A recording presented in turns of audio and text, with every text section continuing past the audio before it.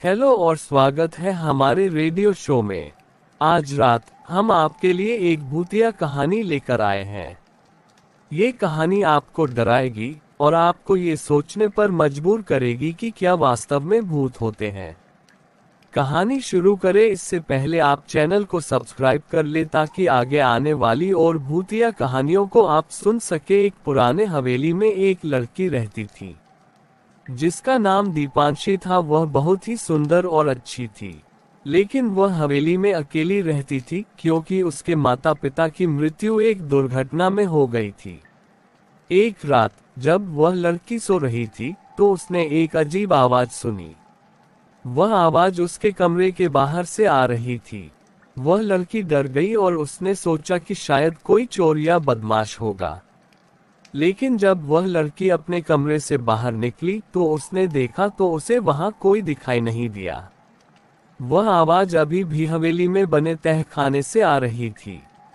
वह लड़की ने तहखाने में जाकर देखने की सोचा कि शायद ये कोई चोर तो नहीं है, और वह तहखाने में जाकर देखती तभी वहां पर हिमांशु नाम का एक हत्यारा, जो आज रात को ही जेल तोड़ के भगा कर हवेली में चोरी के इरादे से घुस गया। या जैसे ही दीपांशी तहखाने में जाती है वहां घोर अंधेरा होने की वजह से वो सीढ़ियों से गिरकर सीधा नीचे तहखाने में जाकर गिरती है और बेहोश हो जाती है। तभी वहां चुपकर बैठे हुए हिमांशु ने सोचा कि इसने मुझे देख लिया, और वह उसे मरने के इरादे से हवेली की दीवार पर टंगी तलवार को निकालता है। तभी वहां दीवार पर टंगी दीपांशी के माता पिता की तस्वीर से दो आत्मा निकलती है, और जैसे ही हिमांशु दीपांशी के गले पर तलवार रखता है गला काटने के लिए, उसी समय वहां पर दीपांशी के माता पिता की आत्मा आ जाती है और उन्हें देखकर हिमांशु बहुत ज्यादा डर जाता है और वहां से चिल्लाते हुए भागता है। लेकिन हवेली के सारे दरवाजे बंद हो जाते हैं और हिमांशु जोर जोर से चिल्लाता है। आवाज सुन के दीपांशी भी होश में आ जाती है और वह तहखाने में से बाहर जाकर देखती है कि दीपांशी के माता पिता की आत्मा हिमांशु को मारने वाली होती है। तभी हिमांशु दीपांशी को पकड़ लेता है और बोलता है, मुझे जाने दो, नहीं तो मैं इसे की गर्दन काट दूंगा जैसे कि तुम्हारी गर्दन काटी थी, और अभी तक सब लोग समझते हैं कि तुम्हारी मौत दुर्घटना में हुई थी। किसी को नहीं पता कि तुम्हारी मौत हुई थी, जो कि मैंने तुम्हारे गहनों की वजह से की थी। तभी वहां दीपांशी के माता पिता की आत्मा वहां आती है और हिमांशु के गले में रेशी डालकर उसे हवेली की छत पर टांग देते हैं और हिमांशु से अपनी हत्या का बदला ले लेते हैं। और दीपांशी को सब सच पता चल जाता है कि उसके माता पिता के साथ जो हुआ था उसकी सच्चाई सबको पता चलता है, और दीपांशी को अपना बहुत सारा प्यार और आशीर्वाद देते हैं और उनकी आत्मा को मुक्ति मिल जाती है। लेकिन चोरी करने के इरादे से वहां आए हिमांशु की आत्मा वहां अपना कब्जा कर लेती है और दीपांशी को हवेली छोड़ने पर मजबूर करती है। क्या आप जानना चाहते हैं कि आगे क्या हुआ?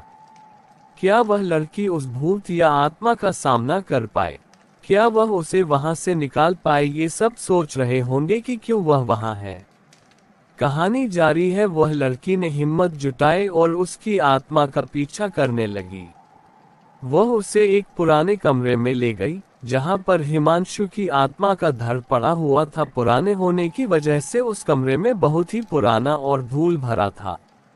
दीपांशी ने उस कमरे को साफ किया और उसमें से एक पुराना कंकाल निकाला, और उस कंकाल के पास एक पत्र मिला जो कि दीपांशी के माता पिता का था, जो उन्होंने उसके लिए लिखा था। तारांकन, क्या आप जानना चाहते हैं कि उस पत्र में क्या लिखा था?